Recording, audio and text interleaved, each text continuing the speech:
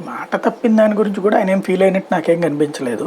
యాక్చువల్గా ఇంతకుముందు చాలా రోజులు అయిపోయింది కదా మంత్రి పదవి.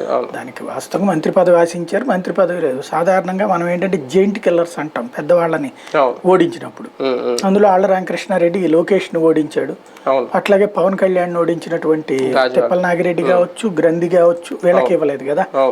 ఇక్కడ అది రాజశేఖర రెడ్డికి అదే లక్షణం ఉంది, ఈయనకి అదే లక్షణం ఉంది. అంటే అవతల వాళ్ళు పెద్దవాళ్ళని కాబట్టి కొట్టాడు అనే ఫీలింగ్ ఏముండదు, మా వాళ్ళనే గెలిచారు అనేటువంటి ఫీలింగే ఉంటుంది. ఫర్ ఎగ్జాంపుల్ రాజశేఖర రెడ్డి టైంలో ఉషారాణి చిరంజీవి మీద గెలిచింది, కానీ ఆయనకేం మంత్రి పదవి ఇవ్వలేదు కదా. అదే ఒకప్పుడు కాంగ్రెస్ పార్టీ స్టైల్ ఎట్లుండేది, ఎన్టీఆర్ మీద గెలిచినట్లు చిత్తరంజన్ దాస్కి మంత్రి పదవి ఇచ్చారు కదా. అట్లా ఉంటుంది సాధారణంగా జైంట్ కిల్లర్లకి ఇస్తుంటారు. కానీ జగన్ కానీ రాజశేఖర రెడ్డి కానీ జైంట్ కిల్లర్ అనే కాన్సెప్ట్ నేను ఫీల్ అవ్వరు. వాళ్ళు చాలా క్లియర్గా అదే రూట్లో ఉంటుంటారు.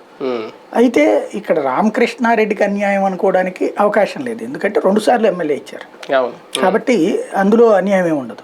కాకపోతే ఏంటంటే ఇంతకుముందే మనం చెప్పుకున్నట్టు కులాల ఈక్వేషన్స్ చూస్తాడు, సోషల్ ఇంజనీరింగ్ చూస్తాడు జగన్మోహన్ రెడ్డి అన్నట్టు.